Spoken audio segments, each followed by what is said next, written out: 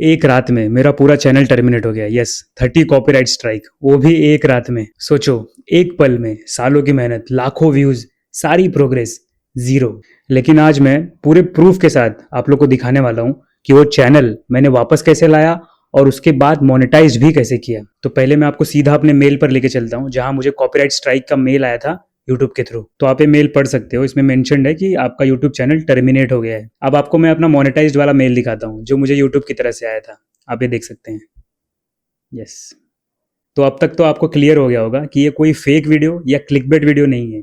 और अगर आप एक क्रिएटर हो, स्पेशली स्मॉल क्रिएटर, तो मैं गारंटी देता हूँ ये वीडियो आपका चैनल का फ्यूचर बदल सकती है। और ये वीडियो थोड़ी लंबी है, इसलिए मैंने टाइम स्टैम्प ऐड कर दिया है ताकि जो भी पॉइंट आपको देखना हो डायरेक्ट आप वो देख सकें। तो चलिए वीडियो स्टार्ट करते हैं।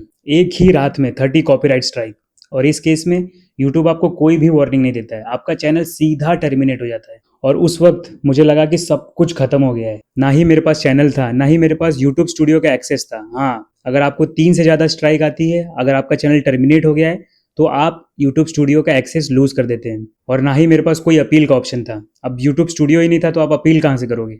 फिर मैंने सोचा कुछ तो ऑप्शन होगा। तब मैंने यूट्यूब के हेल्प पेजेस पढ़े, बहुत सारे क्रिएटर के यूट्यूब पर वीडियोस देखे। फिर मेरे सामने एक वर्ड आया, काउंटर नोटिफिकेशन। काउंटर नोटिफिकेशन ही वो प्रोसेस है जिससे टर्मिनेट होने के बाद भी आप अपना चैनल वापस ला सकते हैं। और आज मैं वही प्रोसेस आप लोग के साथ शेयर करने वाला हूँ, स्टेप बाय स्टेप। अगर आपका चैनल भी टर्मिनेट हुआ है तो आप अपना चैनल बचा सको। अब आप लोग में से बहुत लोगों ने काउंटर नोटिफिकेशन के बारे में सुना होगा, बट मैं बता दूं कि बहुत सारे क्रिएटर, स्पेशली स्मॉल क्रिएटर को इसके बारे में आइडिया तो है, बट इसको कैसे किया जाता है, क्या स्टेप है, क्या फॉर्मेट है, क्या गाइडलाइन है, उसके बारे में नहीं पता। बट काउंटर नोटिफिकेशन को समझने से पहले ये समझना ज़्यादा जरूरी है कि 30 कॉपीराइट स्ट्राइक आए क्यों। अब जो मेरा मेन चैनल है वो roasting, reaction, commentary content based है। अब जहां पर आप ये वीडियो देख रहे हैं ये मेरा सेकंड चैनल है। इस चैनल पर मैं अपने मेन चैनल से related behind the stories, experience, ये सारी चीज़ें शेयर करता हूँ। अब आप लोग सोच रहे होंगे कि ये वीडियो मैंने अपने मेन चैनल पर क्यों अपलोड नहीं की। वो रीज़न मैं एंड में बताऊंगा। और हाँ, ये जो रीज़न है वो स्मॉल क्रिएटर के लिए बहुत इंपॉर्टेंट है, तो वीडियो एंड तक जरूर देखें। तो स्ट्राइक आई कैसे। मैं बिग बॉस से रिलेटेड शॉर्ट्स बनाता था और मेरे शॉर्ट्स की लेंथ 15 टू 20 सेकंड होती थी, और जिसके अंदर मैं 3 टू 4 सेकंड बिग बॉस की क्लिप यूज़ करता था, जो कि फुली ट्रांसफॉर्म करके यूज़ करता था। क्रॉप, फिल्टर, ओवरले, टेक्स्ट, यहाँ तक कि मैं ऑडियो की पिच भी चेंज करता था। अब आप में से बहुत लोगों को लग रहा होगा कि इतना सब करने के बाद तो कॉपीराइट आ ही नहीं सकता।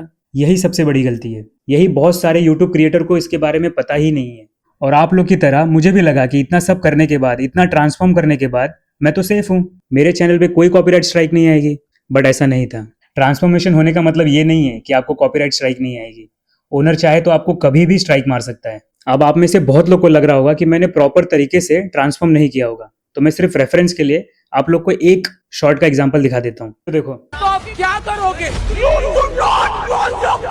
वैसे अगर ये नेहल बिग बॉस के घर में, अब आप लोगों ने एग्जांपल शॉट तो देख लिया। आप लोग में से बहुत लोगों को लगा होगा कि इस पे कॉपीराइट आ ही नहीं सकता, बट ऐसा नहीं है, इस पर मुझे कॉपीराइट स्ट्राइक आया है। अब यहाँ से ही मेरी कहानी का सबसे पेनफुल पार्ट स्टार्ट होता है। अगर आपके चैनल पर एक दो स्ट्राइक आती है तो यूट्यूब स्टूडियो में आपको ऑप्शन मिलता है सबमिट काउंटर नोटिफिकेशन का। लेकिन जब 3 से ज्यादा स्ट्राइक लगती है तो आपका स्टूडियो ही बंद हो जाता है, उसका एक्सेस ही आप लूज कर देते हैं। और अगर आप लॉगिन भी करोगे तो बस लिखा आता है कि your channel has been terminated. अब उस मोमेंट पे मेरे दिमाग में चल रहा था कि अब क्या ऑप्शन है मेरे पास। तो इस पर्टिकुलर केस में आपको यूट्यूब को मेल के थ्रू काउंटर नोटिफिकेशन भेजना पड़ता है, और ये प्रोसेस पूरा लीगल प्रोसेस है।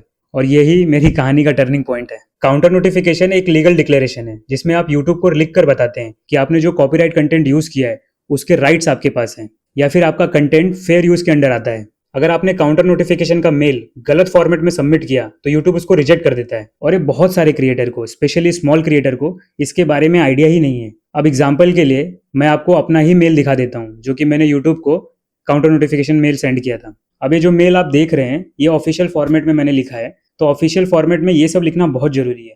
पहले तो आपका legal name, address, contact details, strike वाली वीडियो के यूआरएल्स भी आपको मेंशन करने पड़ते हैं।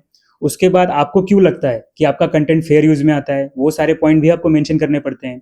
उसके बाद लीगल कंसेंट लाइन भी ऐड करना पड़ता है, और लास्ट में आपका लीगल नेम। अब इसमें से एक लाइन भी मिसिंग हुई तो आपका मेल रिजेक्ट हो जाएगा। और यूट्यूब रिजेक्ट करने से पहले आपका मेल रिव्यू करता है, जिसमें उसको 1 से 2 दिन लगते हैं। अब जो क्रिएटर यूट्यूब को बहुत सीरियस लेते हैं, बहुत सारे क्रिएटर एज अ करियर लेते हैं, उन लोग के लिए 1 दिन का डिले भी बहुत होता है। तो आप मेल डालने से पहले सोच लीजिए, प्रॉपर उसको रिव्यू कर लीजिए, उसके बाद ही काउंटर नोटिफिकेशन सेंड करिए।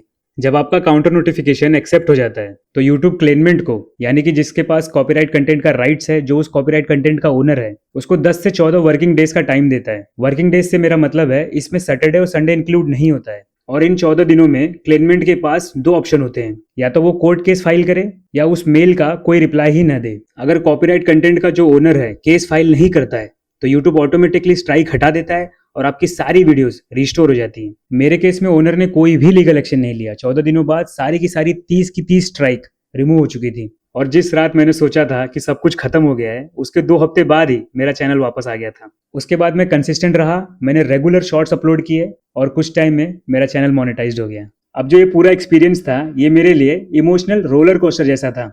लेकिन ये सारी चीजों से मैंने 4 इंपॉर्टेंट चीज समझी जो कि हर एक क्रिएटर को, स्पेशली स्मॉल क्रिएटर को पता ही होना चाहिए। पहला पॉइंट, कॉपीराइट कंटेंट को आप कितना भी ट्रांसफॉर्म क्यों ना कर दे, ओनर के पास ऑप्शन होता है आपको स्ट्राइक मारने का। Second point, fair use. Fair use एक डिफेंस है, प्रोटेक्शन नहीं है। इसका मतलब ये है कि अगर आप कॉपीराइट कंटेंट को ट्रांसफॉर्म करके यूज करते हैं तो आप खुद को डिफेंड कर सकते हैं। यानी कि आप काउंटर नोटिफिकेशन भेज सकते हैं, अपील कर सकते हैं, बट आप कॉपीराइट स्ट्राइक आने से नहीं रोक सकते। थर्ड पॉइंट, काउंटर नोटिफिकेशन आपको तभी सबमिट करना चाहिए जब आपका केस जेन्युइनली स्ट्रांग हो। इसका मतलब ये है कि आपके पास कंटेंट का राइट्स हो या फिर आपका कंटेंट फेयर यूज के अंडर आता हो। और अगर आपने किसी का ओरिजिनल कंटेंट पूरा का पूरा अपने चैनल पर कॉपी पेस्ट किया है तो रिस्क मत लो, क्योंकि वो आपके ऊपर लीगल एक्शन भी ले सकता है।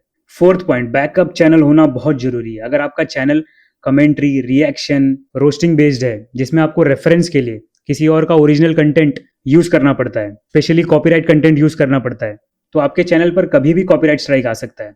तो उस केस में सेकंड चैनल होना बहुत इंपॉर्टेंट है। और हाँ, ये जो वीडियो है वो मैंने अपने मेन चैनल पर इसलिए अपलोड नहीं की क्योंकि वहां की जो ऑडियंस है उनका एक्सपेक्टेशन है रोस्टिंग देखना, कमेंट्री देखना, रिएक्शन देखना, और ये जो वीडियो है स्पेशली क्रिएटर्स लोगों के लिए। So it belongs here.